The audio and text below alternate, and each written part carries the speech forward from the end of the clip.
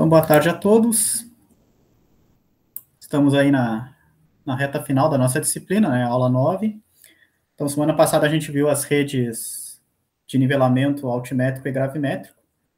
Na aula de hoje a gente vai ver, então, a questão das redes horizontais com estação total, né? Então, partindo do princípio aí que o nosso equipamento mede ângulos e distâncias, né?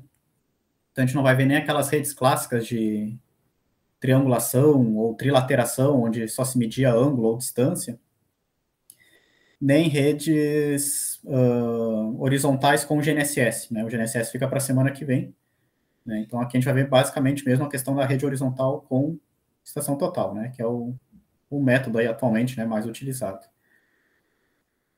E tem pré-vídeos, né, que eu mandei para vocês, depois eu vou colocar na descrição desse vídeo também, né, quando a gente colocar ele lá no YouTube. Levantamentos de redes, né, horizontais com estação total de acordo com a NBR 14166, um vídeo sobre a questão da redução das distâncias, né, para converter distâncias no plano topográfico para uma projeção cartográfica, por exemplo. A questão do desvio da vertical, né, uma apresentação que o Rovani fez no último colóquio brasileiro de ciências geodésicas, lá ficou bem legal também. E tem mais um. Seleção de métodos e instrumentos para levantamentos com estação total, que também vai estar lá na descrição. Né? Então, para quem não tem contato com o assunto, enfim, né, ou quer se familiarizar melhor, e aqui a gente vai ver essencialmente a questão da análise do ajustamento, né, análise da qualidade então, dessas redes. Bom, então o primeiro comentário é a questão do método de cálculo, né, da rede horizontal, né? Porque a gente, essencialmente, aí nos softwares comerciais, né, a gente processa poligonais calculando o erro de fechamento angular, né, distribuindo, depois o erro de fechamento linear e distribuindo. Isso é um ajustamento, né?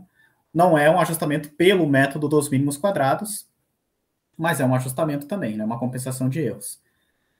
Qual que é a vantagem do nosso ajustamento por mínimos quadrados, né? Que a gente está vendo aqui nessa disciplina. É que nos mínimos quadrados, a gente não vai ter resíduos de igual magnitude e igual sinal, né?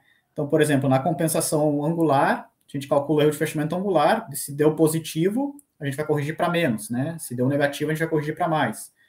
E a gente pode pegar ali, até tem, né, métodos que a gente vai distribuir em função do tamanho da distância, mas, enfim, mas via de regra, a gente pega aquele excesso e divide igualmente entre todas as estações, né? Então a gente vai ter ali o mesmo resíduo, né, tanto em magnitude quanto em sinal, né, para todos os pontos. E no MMQ não, né? No MMQ, como a gente tem uma matriz peso, né, que tem ali que pondera, né, qual observação é mais precisa, qual observação é menos precisa, e temos a matriz A, né, que vai ter ali as informações da geometria, né? Então a gente vai ter aí resíduos que vão variar tanto em magnitude quanto em direção, né? Então vai ser aí uma solução mais rigorosa. Aqui um exemplo, né? Então a gente teria ali vamos supor que essa seria a poligonal ideal em preta, né, sem erros, e a poligonal que a gente de fato mediu aqui em verde, né? Então, notem que o que os softwares fazem, né, é pegar esse erro de fechamento, né, lá da última estação, e distribuir, né, distribuir para todos os vértices da poligonal. Então, esse camarada, né, ele pode ser bem diferente, por exemplo, do erro máximo, né, que eu vou ter nessa estação aqui, né?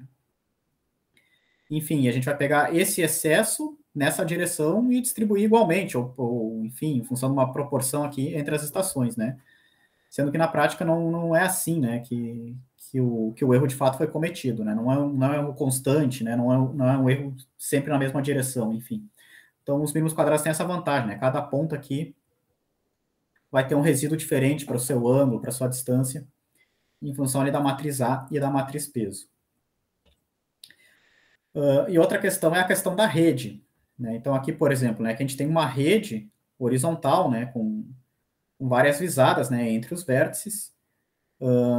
Pelos mínimos quadrados, a gente consegue ajustar todos esses pontos de forma simultânea, né? Ou seja, num ajustamento único, né?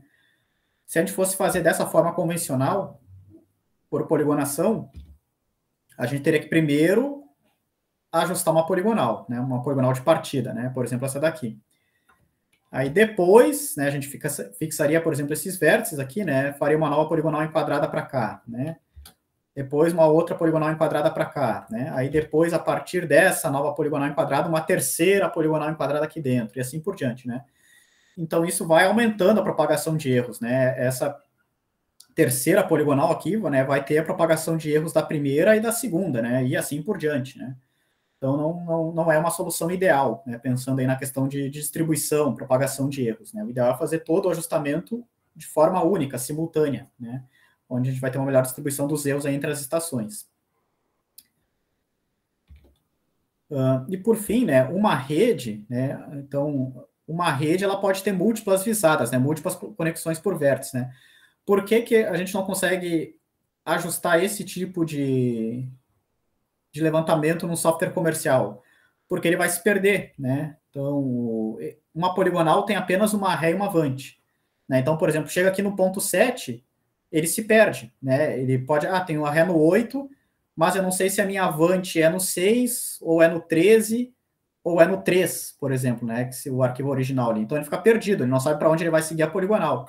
Porque a poligonal, por definição, é uma ré e uma avante, uma ré e uma avante, uma ré e uma avante, né? Então, uma poligonal, um circuito, enfim, dependendo da literatura aí, né? Cada um tem um termo, né? A gente tem apenas duas conexões por vértice, né? Uma ré e uma avante. Uma rede não, uma rede são múltiplas conexões por vértice, né? Então, a rigor, né, poligonal ou circuito, né, circuito de nivelamento, por exemplo, né, não são redes, né, porque a gente só tem ali apenas uma visada ré e uma visada avante. Mas, claro, a gente vai partir do princípio que faz parte, né, assim como estação livre, a gente também vai ver na aula de hoje, né, então, a rigor, né, não seriam classificados como redes, mas a gente vai tratar da mesma forma aqui, né, só para ter isso em mente, né.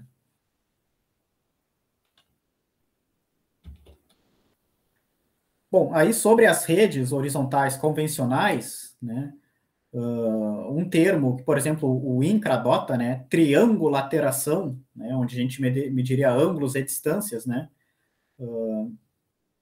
elas têm, em geral, né, elas vão ter aí um alto custo, né. Essa figurinha do projeto de doutorado do Rovani, né, então aqui a gente está representando um exemplo de uma rede horizontal convencional. Por que essas redes são custosas? Porque numa rede horizontal, todos os pontos eles vão ser ocupados, né? Então a gente vai estacionar em todos os pontos ali e fazer as leituras, a ré e a avante, né? A gente pode ter mais de uma avante, enfim, mas todos esses pontos vão ser estacionados, ou com a estação total, ou pelo menos com um prisma, né? Para a gente fazer as leituras ali, a ré e avante, de ângulos e distâncias entre os pontos, né? Então isso vai nos dar um alto custo aí. Além disso, a gente tem restrições, né? Então, todos os pontos devem ser passíveis de ocupação, né? Então, uma rede horizontal convencional, ela é feita de tal forma aonde a materialização dos vértices, né, garante que eu consigo ali estacionar um instrumento, né, uma estação total, um prisma apoiado num bastão, enfim. Então, todos os pontos ali são passíveis de ocupação para a gente fazer as medições. Isso também nos dá restrições, então a gente não pode usar, por exemplo, esse tipo de ponto, né, dentro de uma construção, uma fachada, né, enfim, em algum local notável aí, onde não necessariamente eu consiga, né, instalar ali um prisma ou uma estação total, mas eu consigo fazer a visada, né? Então tem esse tipo de restrição e tem restrições de intervisibilidade, né? Então a gente não consegue fazer, por exemplo, visadas desse ponto de estação para esse, né, em função aqui do nosso obstáculo, né, da nosso problema de visibilidade aqui, né? E isso é bastante crítico em áreas urbanas, né? Aonde, via de regra, é que os levantamentos com estação total vão ser feitos, né? Aonde tem campo aberto, né? Um céu limpo ali, sem muito obstáculo, via de regra a gente vai usar o GNSS, né? O que é mais produtivo, né? O RTK, enfim. Então, os levantamentos com estação total, eles têm essa questão da intervisibilidade, e uma das principais aplicações, né, é em ambientes urbanos, né? Então, onde esse tipo de questão geralmente é crítico, tá? Bom, aí tem alternativas, né? Então a gente pode fazer poligonais, né? A gente pode não necessariamente fazer uma rede, né? Então a gente pode fazer poligonais. Qual o problema da poligonal? É a baixa redundância, né? Como a gente já viu, poligonal é uma ré e uma avante, uma ré e uma avante, uma ré e uma avante. Aí, por exemplo, para fazer o levantamento aqui de todos esses pontos, né? Talvez a gente tenha que fazer aqui 3, 4 poligonais diferentes, né? Aí tem toda essa questão da propagação de erros, né? Da primeira poligonal até a última, né? Não é um ajustamento ótimo, simultâneo. A gente também poderia utilizar o método da estação livre, né? Então aqui, por exemplo, né, a gente começa aqui nesses dois pontos conhecidos já, né? Então aqui, claro, é a mesma nomenclatura de toda a disciplina, né? Ponto de triângulo é ponto conhecido de injunção, círculo é um ponto que a gente quer levantar, ajustar, né? Então a gente poderia começar com uma estação livre aqui, por exemplo, visando esses dois pontos conhecidos, determina esse ponto, daí agora faz uma nova estação livre nesse ponto, visando esse ponto que foi determinado, mais o outro já conhecido, e assim por diante, né? Qual que é o problema da estação livre? Também vai ser uma série de ajustamentos individuais aqui, né? É um ponto por vez. Né? Então, a estação livre, a gente vai ajustar um ponto por vez. Cada estação livre ajusta um ponto, que é aquele ponto da estação. E também, né, não vai ter uma propagação de erros ótima nesse sentido, né? A gente vai propagando os erros aí das primeiras estações para as últimas, né? Não vai ter uma distribuição homogênea, uma compensação homogênea aí de erros no processo. Bom, então qual que é a ideia, né? Qual que é a proposta ali que o Rovani elaborou, né? Ressecção ou estação livre em rede, né? Então, é uma nova forma de se fazer os levantamentos de redes horizontais, tá? Diferente dessas convencionais, tá? Qual que é a ideia aqui? A ideia é a seguinte: os pontos de ocupação com a estação total, eles não vão ter visadas entre si, né? Então, se eu tenho uma estação total aqui, né, eu não vou estacionar a estação total aqui, por exemplo, né, ou vice-versa, né? Então, pontos de ocupação da estação, eles só vão visar ou as injunções, que eu já tenho na rede, né? São os pontos já conhecidos, que vieram do GNSS, por exemplo, ou esses chamados pontos de visada, que são pontos onde a gente vai apenas fazer visadas, né, com o prisma, mas não vai ocupar. Tá? Isso nos permite, por exemplo, ó, colocar pontos de visada em locais onde a gente não vai, onde a gente não está pensando em estacionar a estação futuramente, né? Então aqui, por exemplo, né, que a gente não tinha essa ligação, agora a gente tem, porque a gente vai colocar um alvo, né, um refletor aqui que vai nos fazer essa ligação, né? Então, ela vai ser uma rede, um tipo de rede diferente, né? Da rede horizontal convencional ou da poligonal ou da estação livre convencional, né? Então a gente está chamando de ressecção em rede ou estação livre em rede. Qual que é a vantagem? Aqui a gente também vai ter um ajustamento único e simultâneo, tá? Como na rede horizontal convencional, ao contrário da poligonal e da estação livre convencional, né? Só que com um custo muito mais barato, né? Porque a gente não vai ocupar todos os pontos de estação. Inclusive, a gente nem ocupa os pontos de injunção, ó. Né? Os pontos de injunção são apenas visados, tá? Os únicos pontos de ocupação que a gente vai ter são esses realmente, né? Indicados aqui na cor preta, né? A maioria dos pontos da rede vão ser pontos de visada, seja pontos conhecidos, que são os de injunção, seja pontos que também vão ser ajustados dentro do processo, né? Que aí a gente tem essa vantagem de poder colocar eles em outros locais aí, né? Que não necessariamente a gente tem a condições de materializar e fazer a ocupação do ponto. Então a gente vai ter menor custo, né? Menos pontos de ocupação e menos restrições para os pontos de visada. Então a gente pode, por exemplo, um protótipo aí que o Rovani está elaborando lá na nossa impressora 3D do IFSC, né? A gente fixa na parede esse suporte, ó, coloca um adesivo refletor aqui, é como se fosse um prisma 360 graus, né? Qualquer direção de visada eu consigo enxergar aqui, né? Bota a constante desse prisma como sendo o raio aqui, né? O raio desse nosso círculo, né? Considera que o centro aqui do ponto é o centro geométrico mesmo. E se for possível, até um pino aqui, por exemplo, que a gente poderia, de repente, colocar um GNSS em cima para fazer um rastreio, né? Para ele ser um ponto de injunção. Mas se não for o caso, ele é apenas um desses pontos de visada. Então, isso aqui a gente pode colocar em qualquer parede aí, ó. Né? Então, depois que a gente ajustar a rede, então, tendo o adesivo, ele já é um ponto de visada. Depois que a gente ajustar a rede, é bem mais prático. Ó. A gente estaciona a estação total aqui e não se preocupa em instalar um prisma para uma ré. Não, a gente faz a ré ali no nosso adesivo refletor mesmo. Né? E a partir dali segue o levantamento na região de interesse. Né? Então, enfim, essa é uma ideia aí que o Rony está desenvolvendo no seu doutorado. Né? E, claro, aí a gente pode comparar. Tem menos custos, né?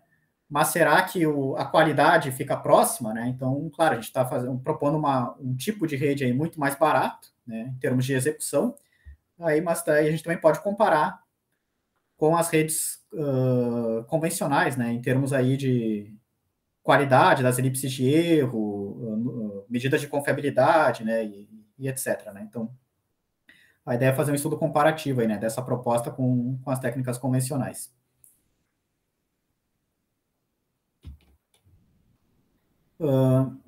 Um outro trabalho que o Rovani também está desenvolvendo no doutorado, né, é a questão do desvio da vertical, né.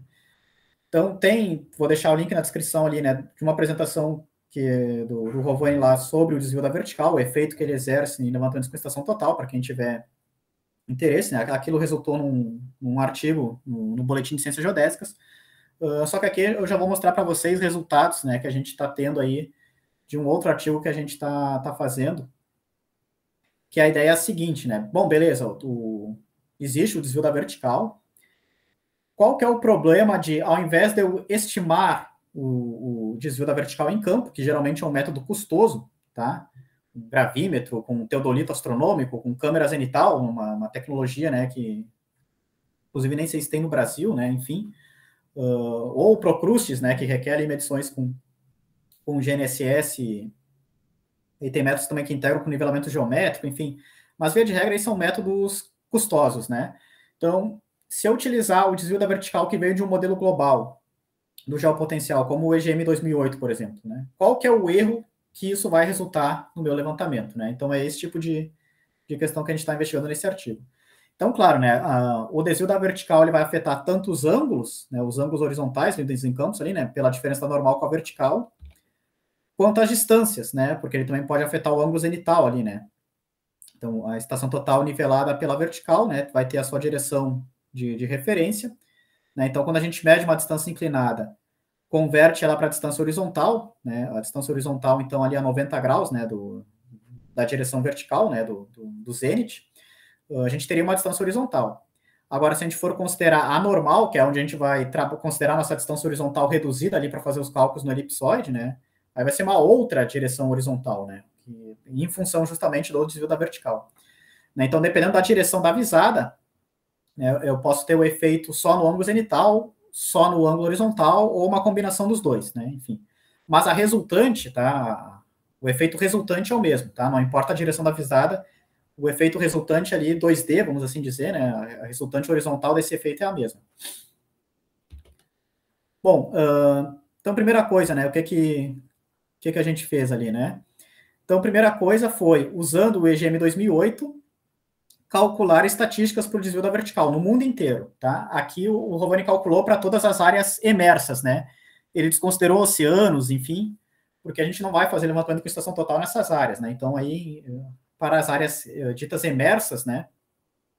O desvio da vertical médio global ficou ali em torno de 7 segundos, 90% dos pontos com desvio da vertical menor que 12 segundos, né? 99 menor que 28, e o valor máximo obtido ali foi da ordem de 92 segundos, né? Que é aí um minuto e meio, mais ou menos, né? Nota que é um valor bem significativo para levantamentos com estação total. A estação total é muito mais precisa do que 90 segundos, né? Do que um minuto e meio aí. E aí a gente tem o gráfico, né? Do erro causado quando a gente ignora o desvio da vertical, tá? Em função do ângulo zenital, tá? Então, basicamente, as duas variáveis que entram aqui na equação é o ângulo zenital da visada, tá?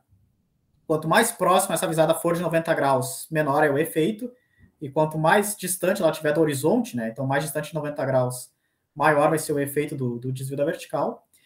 E, claro, do valor da distância, né? Quanto maior for o valor da distância medida, maior vai ser o efeito.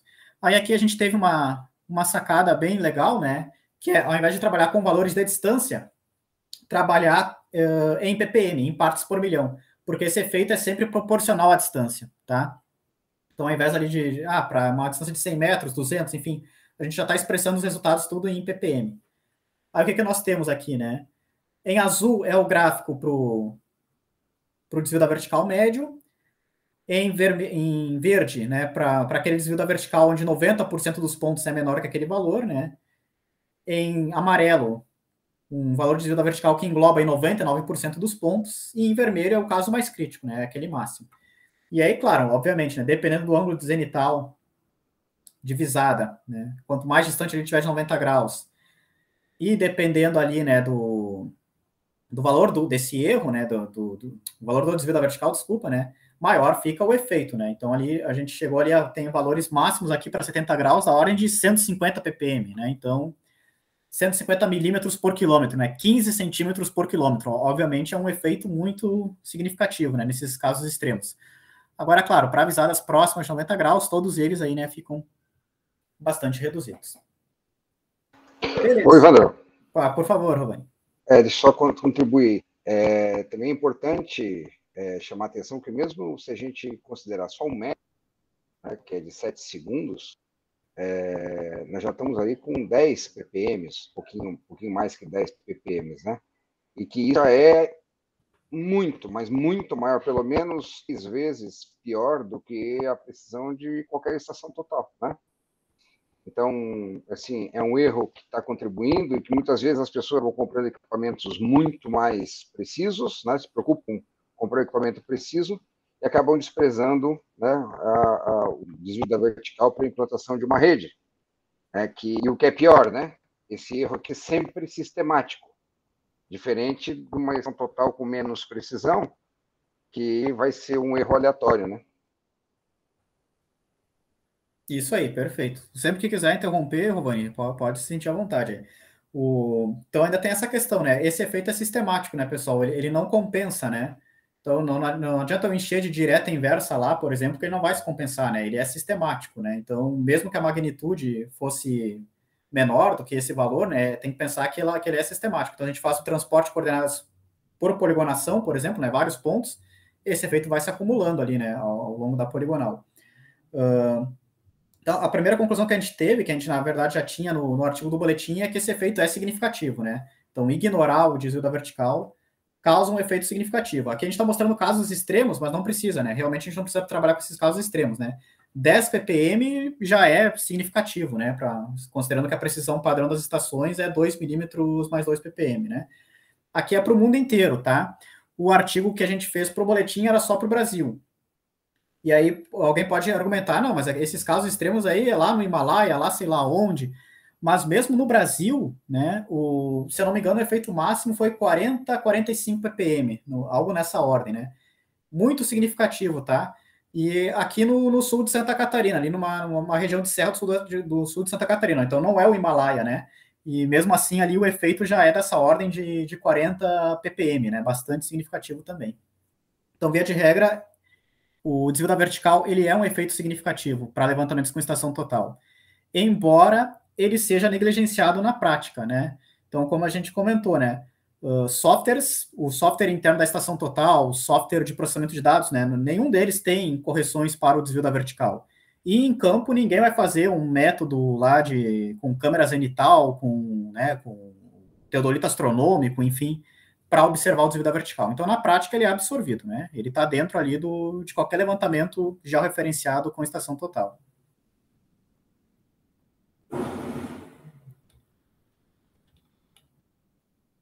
Aqui um outro gráfico que a gente colocou, com sugestão do Veiga, né, que também está orientando o Rovani e também participou desse trabalho. Então, por exemplo, naquela rede que a gente tem de prisma 360, a gente pegou ali qual que era o menor ângulo zenital que a gente tinha medido, né? Então, ele é da ordem de 68 graus, tá? Por isso que a gente trabalhou aqui com esse valor até 70, né? 68 graus, nessa situação, né? Com a estação total aqui numa praça, visando o prisma no topo de um prédio, né? Então, claro, já é uma situação bem atípica, vamos assim dizer, né? E aí ficou nessa ordem de 70 graus ali avisada. Então, se a gente for pegar aqui ó, o valor médio que a gente obteve no mundo, né, de mais ou menos 7 segundos, e trabalhar com essa diferença de 20 graus em relação ao horizonte, aqui tanto faz, tá, pessoal? Pode ser 70, como pode ser 110, né? Então, é 20 graus em relação ao horizonte, né? Em relação aos 90 graus do horizonte, tá? Ele é simétrico, né? Para mais ou para menos ali. Não importa se a visada está sendo inclinada para cima ou inclinada para baixo. Então, usando esse desvio padrão, esse desvio da vertical global médio de 7 segundos para ângulos nessa ordem, ó, 70 graus ou 110, esse é o efeito que a gente tem, ó, pessoal, né? Em função da distância, tá? Então, aqui a gente tem o valor da distância, aqui a gente tem o valor do erro em milímetros, né? Ele fica em 11 ppm, tá? Aqui, que é esse pontinho aqui, né? Então, ele fica na ordem de 11 ppm. E aí a gente tem, em azul, o erro esperado para uma estação total de 1 milímetro mais 1 ppm, e em verde para uma estação total de 2 milímetros mais 2 ppm, né? Então, aqui vai até 1 quilômetro, né? Então, 1 milímetro mais 1 ppm, ela vai sair de 1 milímetro e chegar até 2, né? Para 1 quilômetro. 2 milímetros mais 2 ppm, ela sai de 2 e chega até 4 ali, né? Em 1 quilômetro. E notem, né? O desvio da vertical, nesse caso, o desvio da vertical médio, né? Facilmente ali ele se torna a fonte de erro dominante aqui, né? Além dele não se compensar fazendo séries de, por exemplo, né, leituras direta, inversa, enfim, fazendo mais leituras, porque isso aqui não é aleatório, isso aqui é sistemático, né? Ao contrário desses dois anteriores, né? Então aqui também, esse gráfico também ilustra bem aí a importância do desvio da vertical. Aí o que a gente fez, né? Aí o Rovani calculou qual que é o erro que a gente obteria usando o desvio da vertical do EGM 96, do EGM 2008 e do XGM 2019, né? Porque a gente já está em 2021 e ainda não saiu o EGM 2020, que estava previsto, né? Mas tem esse pré-modelo aí que é o XGM 2019. Como é que ele calculou isso, né? Aí ele fez um verdadeiro trabalho de formiguinha, né? De peneirar valores de desvio da vertical de referência pelo mundo aí, né? Então, o pessoal lá fora tem bastante, né? Estados Unidos, Europa, Austrália, né? O pessoal tem uma densa cobertura ali de desvios verticais medidos em campo, né? Com, seja ali o teodolito astronômico, seja com câmera zenital, enfim. Então, a gente usou esses pontos como referência e calculou o erro, né? Do modelo, do desvio vertical do modelo em relação a esses pontos de referência. Se eu não me engano, era 7 ou 8 mil pontos ao todo ali que o Rovani conseguiu peneirar. Alguns até aqui na Venezuela, né? Tem um trabalho lá que tinha desvio verticais em campo na Venezuela também, né? Aqui na América do Sul. E aí agora a gente tem o mesmo gráfico, a mesma ideia, só que agora é o seguinte, ao invés de eu ignorar o desvio da vertical, agora é eu usando o desvio da vertical do modelo, entenderam? Essa é a ideia, né? Então, usando o desvio da vertical do modelo, qual que é o erro resultante que eu tenho?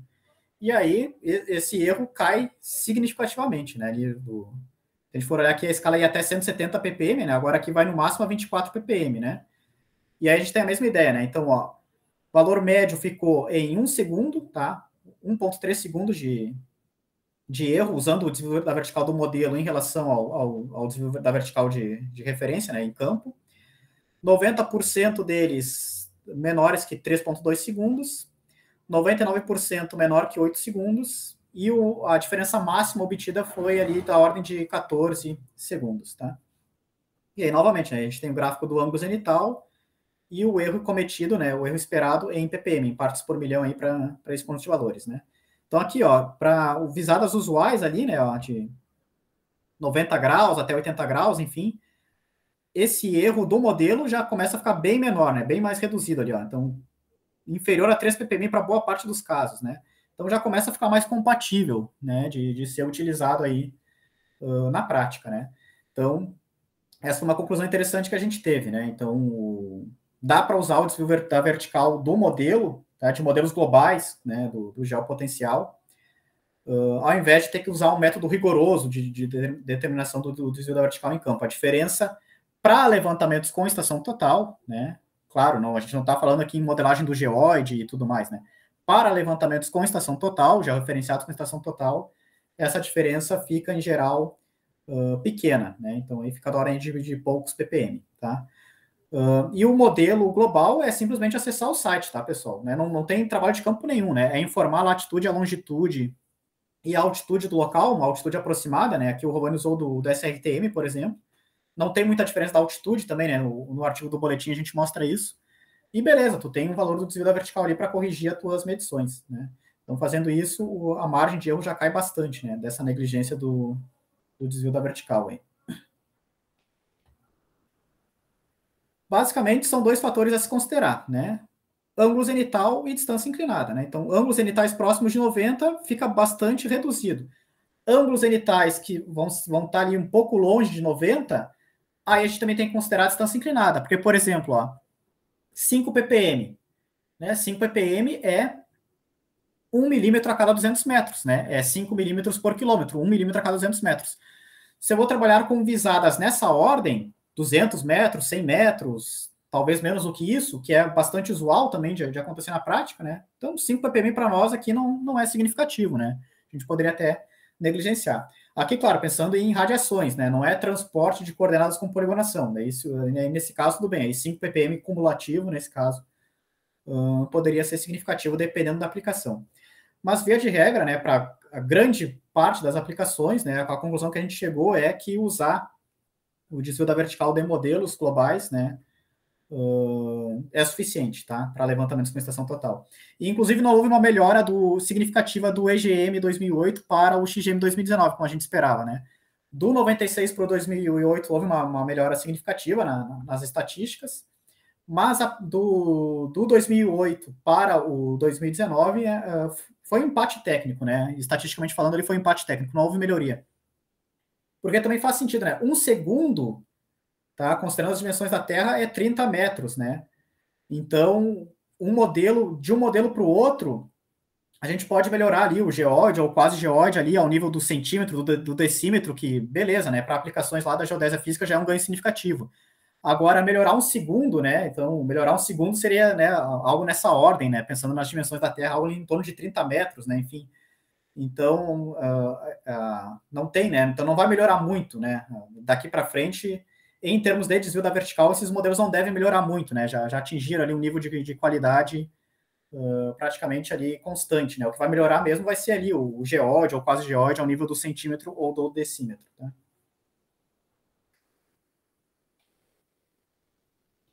Enfim, esse é um artigo aí que a gente está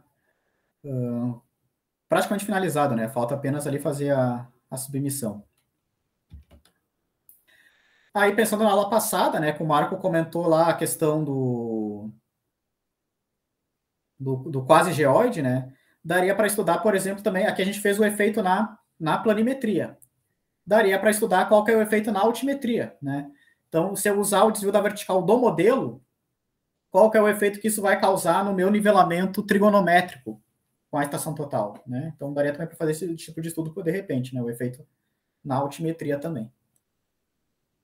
E aqui, claro, né, pessoal, aqui é levantamentos georreferenciados, tá? Aqueles levantamentos onde a gente vai obter coordenadas geodésicas, né? Georreferenciadas, enfim. E aqui vai ter aquela transformação do plano topográfico para o elipsoide ou para o plano de projeção, passando ali pelo elipsoide no caminho, né? Então, enfim, aqui é quando a gente está trabalhando com levantamentos geodésicos, né? Georreferenciados com seção total. Não tem nada a ver com levantamentos num plano topográfico local arbitrário, né? Aí é outra história, né? Aí não tem efeito do desvio da vertical, porque a gente não está reduzindo as observações para o elipsoide, né?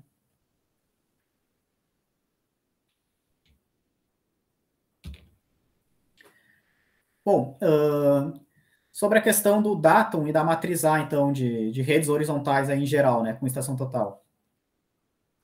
A gente vai precisar de, no mínimo, 3 injunções, tá? Um par de coordenadas XY, né, um ponto de coordenadas conhecidas, mais uma orientação, né?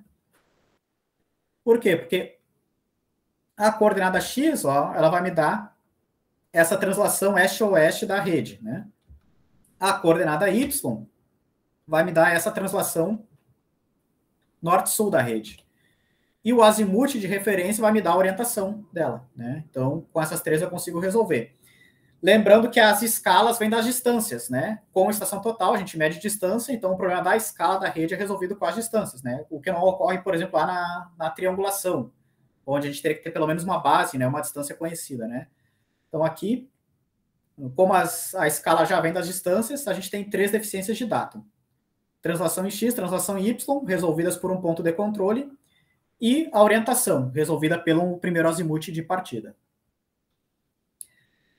Aí, nessa questão do azimuth, né, uma questão que vale a pena comentar tem muito livro e exercício de topografia, né, que trabalha com a orientação interna, né? Então, a gente tem um ponto conhecido, tem um ponto desconhecido, mas esse azimuth é fixado, né? Isso não faz sentido se a gente for pensar, né? Como é que a gente vai fixar? Como é que a gente não conhece a posição desse ponto, mas conhece o azimuth, né? Então, isso só vai fazer sentido se a gente estiver trabalhando com um referencial arbitrário local ali, né? Então, a minha estação vale 100, né, 100, 500, sei lá, né, 1.000, 10.000, enfim, eu estou arbitrando, e esse azimuth vale 0, né, eu estou trabalhando num sistema completamente local e arbitrário, aí tudo bem, né. Aí, quando a gente fixa esse azimuth, esse ponto que é desconhecido, né, no ajustamento ele pode variar ao longo da direção dada por aquele azimuth, né. É isso que vai acontecer. Só que na prática a gente vai ter um referencial externo, né? A gente não vai fazer esse levantamento local arbitrário, né? Então, nesse caso, a nossa orientação tem que ser externa, tá, pessoal? Né? Então, o nosso ponto de orientação aqui tem que ser um ponto externo com coordenadas conhecidas também para a gente fixar esse primeiro azimuth, tá? Então, por exemplo, né, 2 pontos que vieram do rastreio GNSS, por exemplo, né? Aí, nesse caso, todos os pontos desconhecidos da rede podem variar em todas as direções, que é o que faz sentido na prática, né? Porque a gente não conhece a posição desses pontos, né? Para fixar ele em uma determinada direção, né? Nesse caso seria sobreinjuncionado, né? Porque a gente teria aqui 2 coordenadas para esse ponto e 2 para esse, né? Então a rigor aqui a gente teria 4 injunções, né? Então seria um sistema sobreinjuncionado se a gente fixar essas coordenadas, né? Mas a gente poderia fixar de repente só essa orientação, só esse azimuth inicial mesmo, tá? No modelo, ou trabalhar com aquele conceito, né, que a gente viu lá da transformação S, aonde a gente a escala da rede não vai vir pelas distâncias, né? A gente poderia aplicar aquela condição do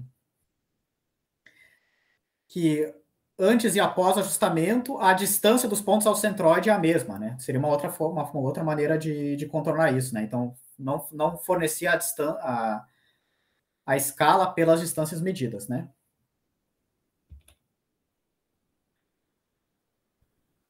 Bom, então, de forma geral, sobre o datum e a matriz A das redes horizontais, seria isso.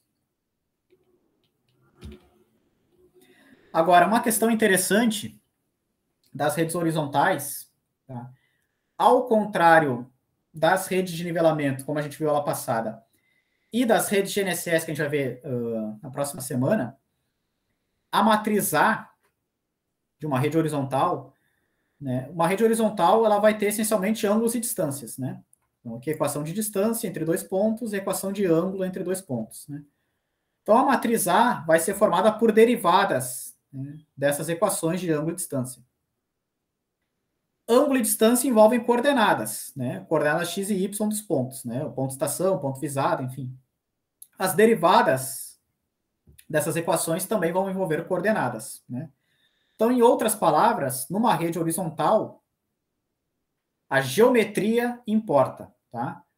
A posição dos pontos, a minha configuração geométrica dos pontos vai afetar a matriz A, porque, né, cada configuração geométrica que eu vou ter valores diferentes de coordenadas, né, de ângulos e distâncias também, enfim. Então, quando eu pensar lá na matriz A, nas derivadas dessas equações, isso vai aparecer, né? Eu preciso das coordenadas dos pontos, coordenadas iniciais do vetor x0, mas eu preciso dessas coordenadas. Então, essa informação aparece na matriz A, consequentemente, ela vai aparecer nas elipses de erros, tá? Então, olha só que interessante, né? Aqui, a gente considerou sempre o mesmo equipamento, precisão angular de 5 segundos, linear 2 milímetros mais 2 ppm, a mesma distância divisada do ponto que eu estou para os pontos de controle, né? Então, aqui os pontos de controle são o A e o B, e o ponto da estação é o ponto C, tá? Então, sempre as mesmas distâncias de 100 metros, tá? Aqui só está fora de escala em função do adjust, né? Mas, enfim. Então, essas distâncias são sempre 100 metros, tá? E aqui, em todos os casos, seria o mesmo ajustamento, ó, pessoal. Estação no C, distância medida para o A, distância medida para o B e o ângulo horizontal, né? Com o A como ré e o B como vante, tá? Então, em termos de custos, vamos assim dizer, essas 4 configurações teriam o mesmo custo. Um ponto de estação, uma ré e uma vante, tá? Medindo distâncias ali de 100 metros entre eles e mais o ângulo irradiado ali. Só que, ó, cada uma delas tem uma elipse de erros resultante diferente, né? O pior caso é esse daqui, ó, onde o meu ângulo irradiado vale 45 graus. E o melhor caso é esse daqui, onde o meu ângulo irradiado vale 180 graus, né? Então, do 45 para o 90, a gente tem uma melhora. Do 90 para o 135, a gente tem uma melhora. E do 135 para o 180, a gente tem uma outra melhora. Só que se a gente for pegar, ó, aqui analisando apenas o volume, tá? Desculpa, a área, né? A área da elipse de erros, tá? Então, a maior área é a desse primeiro caso, né? Então, aqui a área relativa é 100%. Para esse ângulo de 45 graus.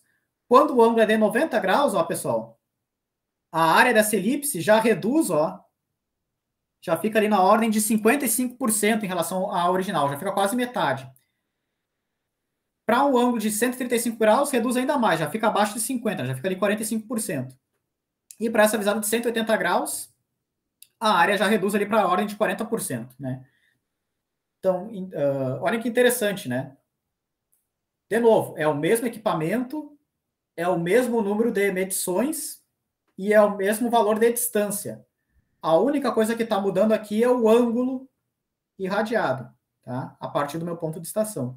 E mudando o ângulo irradiado a partir do meu ponto de estação, eu consigo reduzir ali em mais da metade a área da minha elipse de erros para o meu ponto, né? Então, e se a gente for notar, ó, do 45 graus para o 90 faz uma diferença enorme. A partir do 90 vai melhorando, mas nem tanto, né? Então, ó, de 45 graus para 90, reduz ali 45% mais ou menos o volume. Depois meio que estabiliza, né? Vai cair ali de 55 até 40, né? Um pouco mais de 40. Então, a partir de 90 graus não muda muito. Então, aqui a gente já consegue extrair uma regra prática. Ó. Ao menos uma intersecção horizontal, um ângulo, né? Maior ou igual a 90 graus por vértice, quando a gente for fazer poligonais ou estações livres, né? Que é uma regra interessante que a gente fez. E eu não coloquei para um ângulo menor do que 45, mas certamente vai ficar ainda pior, né? Então, se a gente tiver um ângulo aí de 15, 30 graus, enfim, essa elipse vai ficar ainda pior, né? Então, o efeito seria ainda maior ali, né? Então, se eu tiver pelo menos uma intersecção de 90 graus, né, maior ou igual a 90 graus, beleza, né? Eu já vou ter uma elipse de erros bem reduzida em relação a outras intersecções mais pobres ali, né? E a melhor intersecção possível seria a 180, né? Seria bem o ponto justamente aqui no meio do caminho entre os dois, né? Entre os meus dois pontos conhecidos. Bom, isso a gente consegue atender numa estação livre, né? Que a gente vai visar ali 3 pontos, por exemplo, né? Então, se esse maior ângulo aqui, por exemplo, né, tiver 90 graus, já resolve, né? Então, estação livre, isso é geralmente tranquilo de ser atendido. Poligonal enquadrada também, né? Então, a gente tem uma certa liberdade, né? Quando a gente está desenvolvendo uma poligonal enquadrada ali, ou uma rede horizontal também, que a gente vai ter múltiplas visadas, né?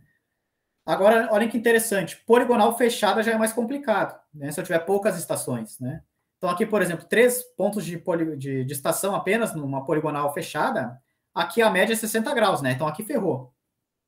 Então, aqui todos os pontos, né? Ou pelo menos 2 deles, sei lá, vão ter uma visada pobre ali, né? Vão ter uma intersecção menor do que 90 graus. 4 pontos, né? A gente teria um ângulo médio de 40 graus, né? Em cada estação. Mas dependendo das condições de visibilidade, né? Pode ser que alguns deles fossem ficar pior do que isso, né? Menor que 90, outros maior, enfim. Não vai ser necessariamente homogêneo. Então, 3, 4, sei lá, até 5 pontos de estação.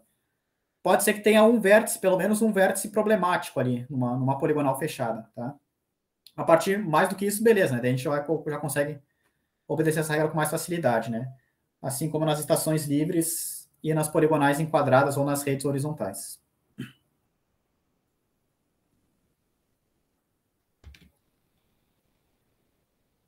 Aí aqui é um estudo do 5A, né? É um artigo bem interessante que eles fizeram.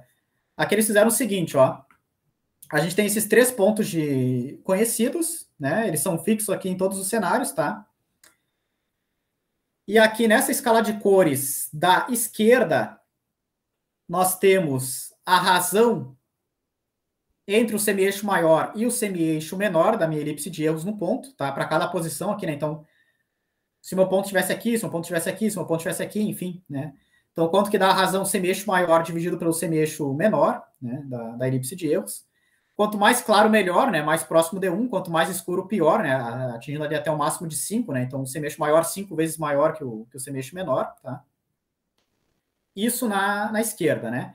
Na direita, a gente tem o número de redundância mínimo das medições, tá? Quanto mais escuro, melhor, né? Então, na ordem ali, um número de redundância mínimo da ordem de 0,3, né? Quanto mais claro, pior. O número de redundância mínima ali da ordem ali de 0,05, 5%, né? Ou até menor do que isso, tá? Beleza. E qual que é a diferença de cada linha aqui? Aqui é medindo 3 distâncias, tá? Então seria uma trilateração, né?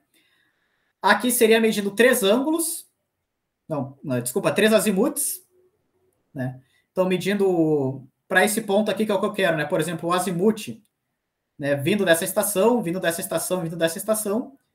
E aqui no último caso seria medindo 3 ângulos, né? Então, por exemplo, ré aqui e vante nesse ponto, né? Ré aqui e vante nesse ponto. Depois, né? Ré aqui e vante nesse ponto. Então, aqui medindo 3 ângulos, 3 azimutes e 3 distâncias, né? Então, a primeira conclusão que a gente chega aqui, claro, né? Mudou o método, mudou ali completamente, né? A qualidade do ponto, né? Seja em termos de achatamento da elipse, seja em termos de confiabilidade, número de redundância. Né? Então, a gente tem figuras aqui completamente diferentes para cada um dos 3 casos, né? Mas olha só que legal, que interessante também, né? Então, aqui para o primeiro caso, né? Beleza, se eu estiver bem no centro geométrico aqui, dos 3 pontos, né? Legal, né? Eu vou ter aqui uma baixa razão entre o semeixo maior e o semeixo menor, e eu vou ter também ali um alto número de redundância, né? Para as minhas medições. Ok.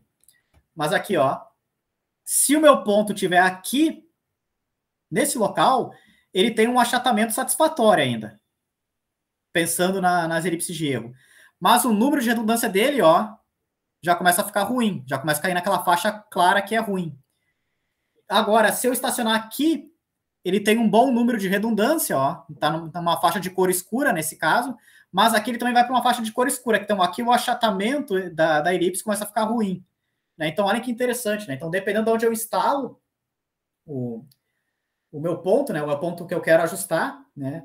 Eu posso ter um resultado bom para elipses de erros, né? Propagação de erros aleatórios e confiabilidade, controle de erro grosseiro. Mas eu posso ter, por exemplo, um resultado bom só para as elipses de erros, né? Só para precisão, né? Ou só para confiabilidade, só para o número de redundância, né? Então, é interessante, né? Analisar de forma conjunta, né? Precisão é uma coisa, né? Controle de erros aleatórios é uma coisa, precisão. Confiabilidade é outra, né? Controle de erros sistemáticos ou grosseiros, né?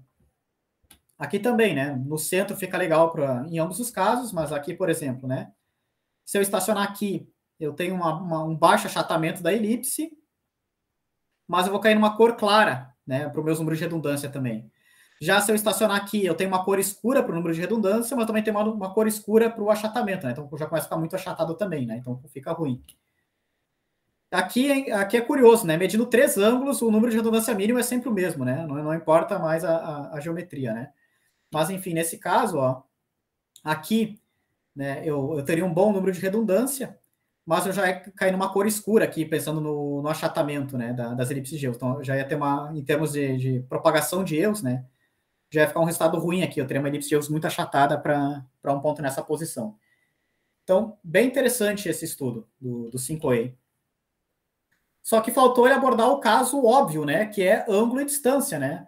Porque na prática, ninguém hoje em dia vai medir só distância, só azimute ou só ângulo, né? Então aqui faltou o principal, ao meu ver, né, que seria ver como é que fica isso medindo ângulos e distâncias. E outras configurações, né? Aqui ele trabalhou sempre com esse triângulo equilátero aqui, né, para os pontos de apoio, mas nem sempre a gente vai ter essa situação. Pode ser que a gente só tenha 2 pontos de apoio, 4, né? Pode ser que não seja um triângulo equilátero, seja um triângulo retângulo, um triângulo obtuso, sei lá, enfim, né? Então tem várias outras situações aqui também que poderiam ser abordadas, né? Mas é legal que dá uma ideia, né? Deixa bem claro. Dependendo de como eu estou medindo a rede, né? Os métodos de medição, dependendo da quantidade de pontos, distribuição deles, enfim, e dependendo se eu estou olhando só para precisão ou só para confiabilidade, né? Eu posso ter resultados aí completamente diferentes, né? Então, a geometria, né? Então, aonde que meu ponto a ser ajustado se situa em relação aos pontos de apoio, né? É muito afetada, né? Por essas questões. Bom, só que aí o Arthur, né? Um professor nosso ali do IFSC que defendeu o mestrado ano passado, ele estava estudando a estação livre por Helmert, tá? Então, ali no 5A é o formulário clássico, né? Ângulos e distâncias, ou azimutes. o mesmo formulário que a gente viu lá no outro slide, né? Que a gente chegou à conclusão que, no mínimo, uma intersecção de 90 graus por ponto seria bom, né? Aqui, no mestrado do Arthur, ele trabalhou com Helmert, né? Vamos lembrar do Helmert. O Helmert é um modelo matemático completamente diferente. A gente vai achar os parâmetros de transformação do sistema local da estação para o sistema dos pontos de apoio, considerando ali escala, translação em x, translação em y e um ângulo de rotação, né? Então, olha que interessante. Tem um ponto lá no próximo lá do nosso campus do IFSC que a gente consegue visar 5 daqueles prisma 360 graus que a gente instalou, né? Então, a gente consegue visar praticamente todos, né? A gente só não consegue visar um deles, tá? Então, aqui a gente poderia fazer estação livre com 5 pontos de apoio, com 4, com 3, com 2, né? E vendo como é que fica tanto a questão da geometria quanto a questão do número de pontos de apoio. E aí, olhem só os resultados que a gente obteve. Para 5 pontos de apoio, a gente só tem uma configuração que é essa, beleza. Agora, para 4 pontos de apoio, tá? O melhor resultado é simplesmente tirando o ranteio aqui da jogada, tá, pessoal? Então, ó, a melhor estação livre possível com 4 pontos de apoio é CISA, laranja, RIC TV e ele ponto, tá? Só não medindo o ranteio. Beleza, essa é a melhor. A pior é essa daqui, ó, é tirando ele ponto, tá? Ó. Então, é CISA, ranteio, laranja e RIC TV. Tá? Então, essa aqui seria a pior estação livre de todas. Beleza, tá? Até aqui, nada muito curioso. Agora, olhem só o que acontece para 3 pontos de apoio. Essa aqui é a melhor estação livre com 3 pontos de apoio. Ó. Rantei, CISA e ele ponto. Notem que não tá uma geometria muito legal, né? O Rantei e o CISA são praticamente colineares ali. Ó. Aqui esse ângulo irradiado é muito pequeno. Né? E a rigor, a estação livre ainda está fora do triângulo aqui formado pelos pontos, né? Que tem uma recomendação do pessoal de tentar deixar a estação total dentro do triângulo, né? Então, essa é a melhor, tá? E por que não, ó? CISA, ele ponto e laranja, ó. Vamos pegar aqui, ó. CISA, ele ponto e laranja. Ó, nessa configuração, ó, CISA, ele ponto e laranja, a gente já tem um triângulo bem mais aberto e a estação livre está dentro do triângulo. 6 ele ponto laranja. Por que essa aqui ficaria melhor do que essa, por exemplo, né? E agora olhem só que curioso, a pior de todas é essa. CISA, Rantei e laranja, tá? Essas 3 aqui. Só que ela é justamente a estação livre que fornece as menores distâncias de visada. Então, ó, para visar o heliponto é cerca de 500 metros, tá? Para visar o RIC TV é cerca de 1 quilômetro, né? Então, a pior estação total com 3 pontos de apoio é aquela onde a gente vai visar justamente os 3 pontos mais próximos. Sem falar que a gente tem uma boa abertura aqui, né? Pensando no ângulo. Então, isso está confrontando os resultados que a gente tinha obtido lá anteriormente. Agora, para 2 pontos, né? Beleza, o melhor caso aqui foi esse, tá? Beleza, né? A gente está praticamente dentro aqui do alinhamento a 180 graus, né? Que era aquela conclusão que a gente já tinha obtido, né? Só que olha esse caso. Essa é a pior estação livre possível com 2 pontos de apoio, 6 e laranja. Né? Um bom ângulo irradiado aqui, ó. Por que não 6 e ranteio, ó? Se a gente fosse fazer uma estação livre com 2 pontos apenas, visando apenas um 6 e o ranteio, ó, essa seria a nossa geometria, ó. A gente ia ter um ângulo irradiado bem pequeno. Né? Bem menor do que esse aqui.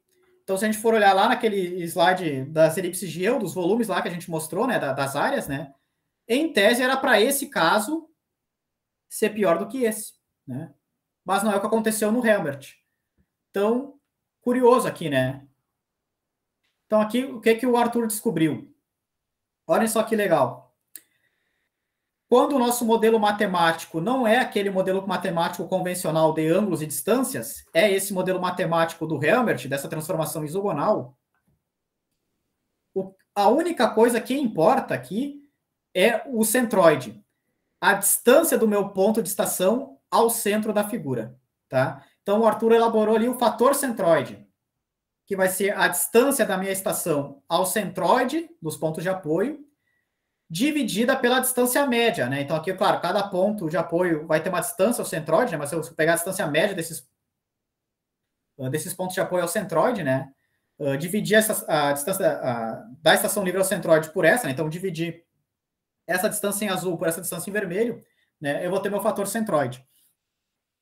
Quanto menor for ele, melhor, ó. Porque agora que a gente tem o caso, ó, 4 pontos de apoio, 3 pontos de apoio, 2 pontos de apoio. Aqui a gente tem a precisão resultante, tá? A precisão horizontal resultante 2D da estação livre. E aqui a gente tem esse fator centroide. Né? E aí a gente consegue achar uma relação direta, né? Quanto maior o desvio padrão, maior o fator centroide. Quanto menor o desvio padrão, que é o que a gente busca, né?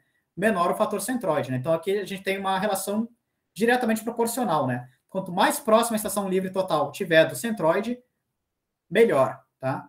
Só que aqui é uma coisa importante, né? Por que a gente está pegando a distância da estação livre e dividindo pela distância média dos pontos de apoio? Porque a gente poderia pensar, não, mas essa distância é constante, né? Para uma dada configuração. Então, que eu quero, como é que eu posso explicar aqui, né? O que importa não é a distância absoluta da minha estação livre ao centroide, e sim a sua distância relativa ao centroide. Porque aqui, por exemplo, ó, aqui a gente tem as menores distâncias de visada, mas foi o pior resultado, né? Porque não é a distância absoluta que importa, né? É uma distância relativa, tá? Né? Já aqui não, ó, aqui a gente tem visadas da ordem de 500 metros, né? 1 quilômetro, enfim. Então, não é a distância absoluta que importa ao centro da figura, e sim a distância relativa, tá? Então, isso também é interessante, uma outra conclusão que a gente obteve, né? E aí a gente pode usar esse critério do fator centroide para escolher, né? Justamente como a estação livre, como os termos sugerem, né? Não é um ponto previamente materializado, a gente escolhe aonde estacionar, né? Então a gente pode usar o fator centroide como critério, né? Eu vou estacionar naquele ponto que vai me resultar, né, num menor fator do centroide, né? Uma menor distância relativa ao centroide dos pontos de apoio. Contanto, claro, né, que seja interessante eu visar ali tanto os pontos de apoio quanto os pontos do levantamento, né, enfim. Mas se eu puder escolher, né, eu tenho várias possibilidades onde eu consigo visar os pontos de apoio e os pontos a serem levantados, né, então o melhor local para eu estacionar minha estação total, né, fazer a estação livre, é o mais próximo possível do meu centroide, em termos relativos, tá? Então, isso independe, né, ó, não depende nem da geometria, ó, por exemplo, aqui, né, então não depende de se é um triângulo equilátero, se é um triângulo retângulo, se é um triângulo obtuso, enfim. Não depende da geometria e não depende do valor absoluto das distâncias. O que depende é dessa distância dessa distância relativa, né, da estação ao centro dos pontos de apoio. Né, eu posso fazer visadas ali de 1 quilômetro, contanto que relativamente, né, eu esteja mais próximo do centro, melhor, né? Do que ali visadas ali de centenas de metros, né? Mas que em termos relativos eu esteja mais distante do centro ali dos pontos de apoio. Então, conclusões bem interessantes, né? Que o Arthur chegou ali no mestrado dele, né? Então, a geometria importa, mas também importa o modelo matemático que eu estou utilizando, né? Se é Hilbert ou se são as equações clássicas ali de ângulos e distâncias, por exemplo. Beleza, pessoal?